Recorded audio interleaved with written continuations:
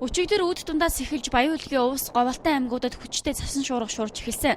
За харин одоо бүх нутагт цасан шуурга болж байна. За улмаар зам тээврийн сайд тушаал гарган өчигдөр орой 21 цагаас хойш улсын хэмжээний бүх авто замын постуудаар тээврийн хэрэгслийн гарах хөдөлгөөнийг хязгаарсан юм а. За улмаар орон нутгийн замд зорчиж байсан 374 тээврийн хэрэгслийн хөдөлгөөнийг зогсоож төвс хүрэн газар бараадулжээ.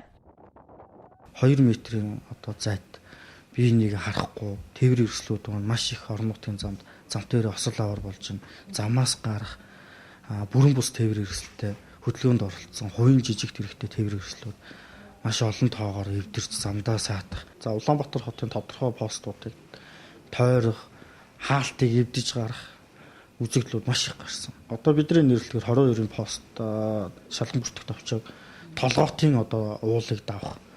Цаашаага бүр 61-ийн гармаар бүр тойрч төмөр замын гризерийн доогоор гарах.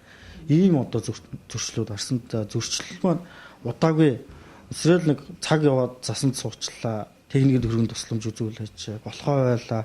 Замаас гарчлаа гэдэг гомдол саналууд ирсэн. 100 гаруй тээврийн хэрэгсэл цасанд богдсон гэсэн дуудлагын дагуу шуурхай албаныхан тусламж өргөжээ. За гэхдээ одоо 8 хүн зорчиж явсан гэх нэг машин сураггүй алга болоод байгаа юм. За харин хот хоорондын нийт 17 чиглэлийн 22 автобусыг хөдөө орон нутагт саатуулаад байна. За тэгэхээр цагаагаар гамшигт үзэгдлийн улмаас тээврийн хэрэгслийн хөдөлгөөнийг бас саатуулсан байна. За эндээс бол GPS-ээр яг хаана хідэн тээврийн хэрэгсэл саатсан байгааг харж болно. За тухайлх юм бол Өвөрхангай аймагт энд 23, энд жишээлбэл 2 байна. За Өмнөгүй аймгийн тухайд гэх юм бол хит хот хооронд явдаг том аврын автобусныг саатуулсан байгааг та бүхэн харж байна. За энэ мэтчилэнгээр нэлээд хідэн тээврийн хэрэгсэл цагаагаар гамшигт үзэгдлийн улмаас зорчиж чадалгүй яг суурин газар ингэж саатсан байдалтай харагдаж байгаа юм а.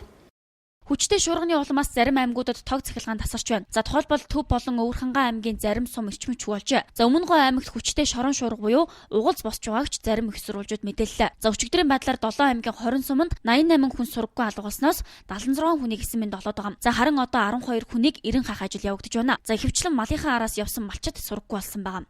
Аранга аймгийн Хашаад суманд, за Баян хөлгийн аймагт нэг байгаа. Захын аймгийн Отхон суманд 2 малчин. За мөн Захын аймгийн Отхон суманд автомашинтайгаа явсан 8 иргэнийг бол ирэн хаалчлага явагдчих. Нийтдээ энэ өнгөрсөн шөнийн энэ цагаагаар гамшигтай үзэгдлийн 20 шиг арилгах, за ирэн хаалчлага зохион байгуулахад бол нийтдээ 180 гаруй хүн бол ажилласан.